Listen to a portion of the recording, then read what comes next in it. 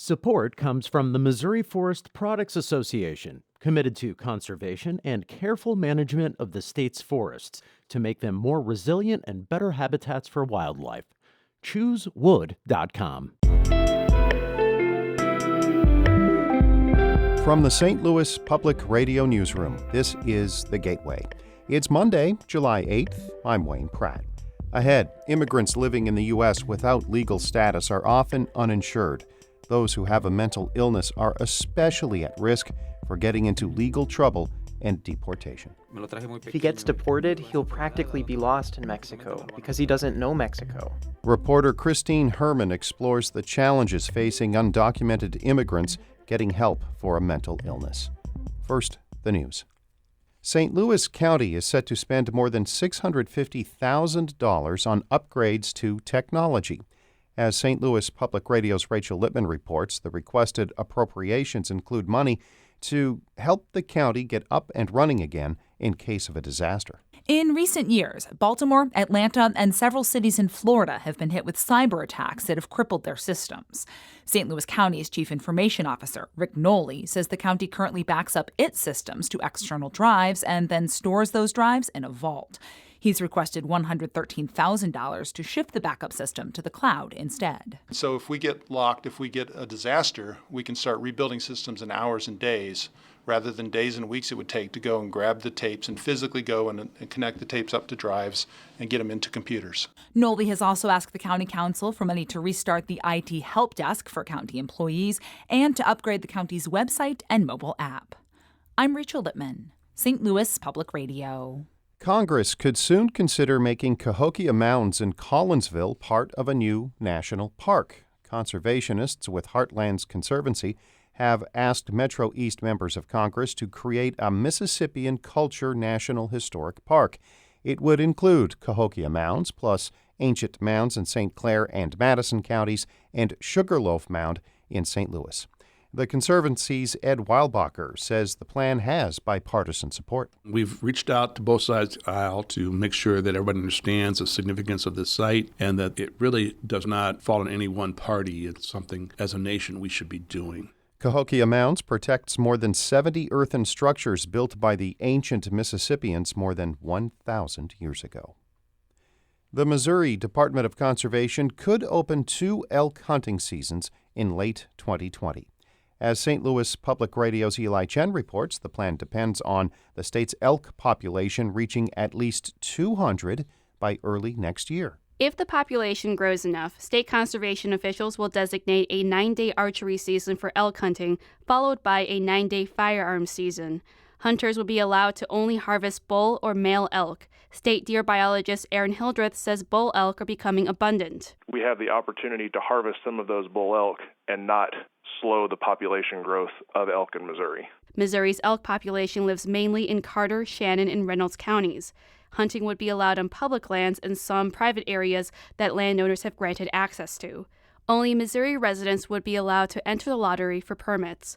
Conservation Department officials will determine early next year how many permits will be given out. I'm Eli Chen, St. Louis Public Radio.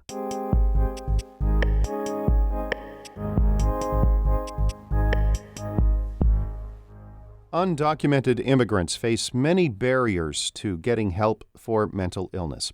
And without treatment, they may act out and get in trouble with the law. That can have serious consequences like deportation. Reporter Christine Herman tells us about one father who fears for his son's future.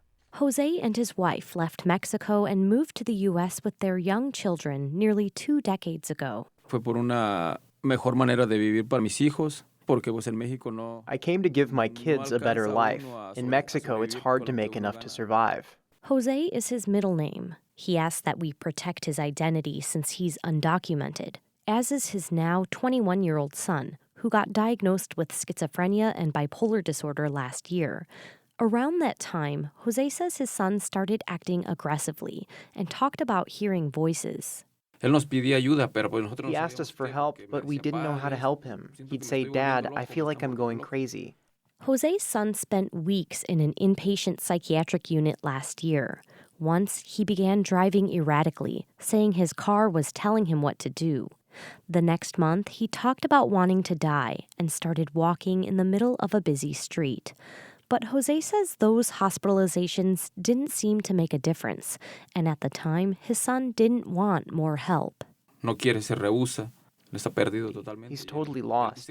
He says no, that he doesn't need help, but he doesn't realize the problem he has. José's son agreed to talk to me, but didn't want to be recorded.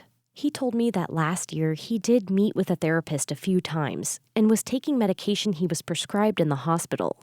He says medication helped, but without insurance, he couldn't afford $180 a month for the prescription. Back off meds, he struggled. That's a common problem for undocumented immigrants, says Carrie Chapman of the Legal Council for Health Justice in Chicago. And it's just excruciating for families and for advocates. It's an incredible crisis that a vulnerable young person with serious mental illness falls through the cracks. While undocumented children in Illinois and 5 other states can receive health insurance through Medicaid, they lose coverage at age 19. Chapman says that's right around when many people, like José's son, experience their first episode of psychosis. Andrea Kovac is a healthcare attorney at the Shriver National Center on Poverty Law in Chicago. She says 4 million adults living in the U.S. without legal status are uninsured and ineligible for Medicaid or insurance through the Affordable Care Act. And without treatment, their lives can spiral out of control.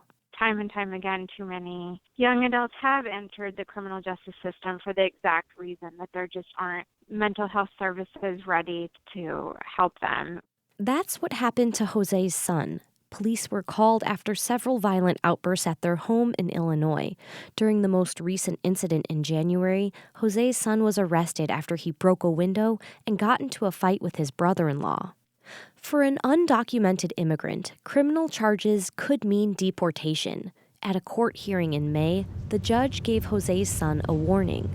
If you are not a U.S. citizen, you are hereby advised that conviction of the offense for which you have been charged may have the consequences of deportation, exclusion from admission to the United States, or denial of that. José's son pleaded guilty to several charges, including damage to property. He was sentenced to probation for 18 months, so as long as he stays out of trouble, he can stay out of jail. But his criminal record makes him a target for immigration officials. José worries about that, even though his son is back on medication and seems to be doing better. Si llega él a ser deportado, prácticamente él va a estar perdido en México porque él no conoce México. If he gets deported, he'll practically be lost in Mexico because he doesn't know Mexico. I brought him here very young, and with his illness, where is he going to go? They're essentially putting him on the street. Advocates say the only long-term solutions include expanding Medicaid to cover everyone regardless of legal status and creating a pathway to citizenship for people like José's son. I'm Christine Herman, Side Effects Public Media. That piece is from the Side Effects Reporting Initiative, which focuses on the impact of place, policy, and economics on American health. Shula Newman is the executive editor of St. Louis Public Radio. Music by Ryan McNeely of Adult Fur. I'm Wayne Pratt, and from the St. Louis Public Radio Newsroom, this has been The Gateway.